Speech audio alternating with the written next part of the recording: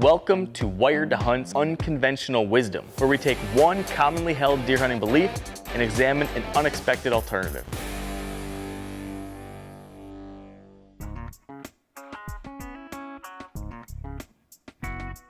Now, anybody who's been in this game a little while knows that a lot of the issues that come up with landowners, they'll start with somebody sitting on a fence line or somebody sitting on a property boundary. The suspicion a lot of times is they took a shot into the land they aren't supposed to be hunting, or there's game recovery issues.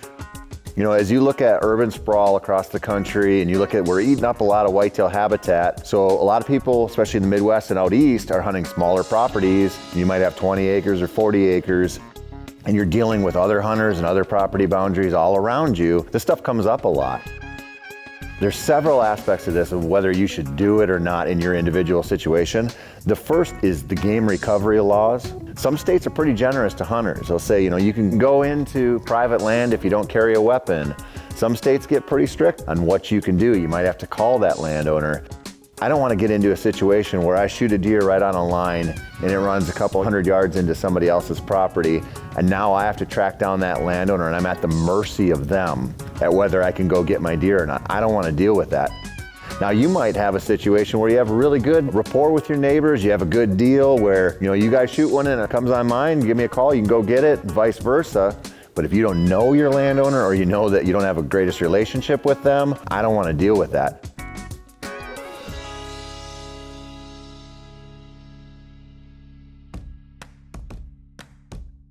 What I run into a lot on public land is sort of this grass is always greener mentality that some hunters have, where it's like, well, if I'm on public, I want to be as close to the private as possible. And that can really backfire on you, because if you're going to find a landowner who's pretty jaded on people coming into their land, or maybe not as likely to let somebody go recover a deer that they shot, it's probably going to be somebody who has land bordering public land. So you have to be really careful about this and consider, do I have a situation where it's worthwhile to set up on that property boundary?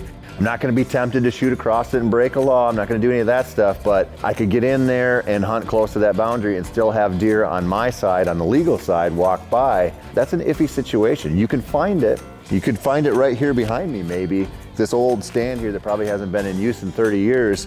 Somebody gets up into there to rifle hunt, they're right on this boundary. So they probably wouldn't be able to shoot on my side, but they've got a really nice view of this valley below me. So even though technically they're on a boundary, they could have a lot of good hunting on their side still. There are situations like that where it happens. I always kind of err on the side of caution with this stuff. I don't like sitting on a property boundary. I try to avoid it every chance I can, because I don't want to deal with those issues that could come up if I shoot one and it runs off. Or you could have somebody come up and put a stand up close to you and be totally legal, totally ethical on their side and mess with your hunt anyway. And it can invite some of these decisions that you might not really want to make, and you might run into some trouble down the road and ruin some relationships or have something bad happen over a deer, and that's probably just not worth it. Now, I remember years ago, I've got permission to hunt this farm in southeastern Minnesota. I actually have permission on both farms. There's two farms that adjoin each other, different landowners obviously. And at one point, one of the landowners let in a group of guys to hunt, and they started setting up ladder stands and portables on the property boundaries, because that farm was mostly pastured woods and the other farm was nice deer habitat. And eventually, after a year of those guys hunting all the boundaries and everybody who had permission to hunt the other farm seeing them, the landowners got together and talked, and those guys got kicked out. As far as I know, they never really broke any of the rules. They never really broke any of the laws, but it was just the sheer fact that they kept setting up right next to the property boundaries. It was getting a little dicey. Those guys actually got themselves kicked out of a pretty good place to hunt just by hunting those property boundaries. The possibility for a confrontation is real in this situation. People take their deer and their private property very seriously. And so it's something that you might just want to consider avoiding. If you want more whitetail hunting advice, please listen to the WiredToHunt podcast and the WiredToHunt Foundation's podcast, and we'll give you everything you needed to hear about deer.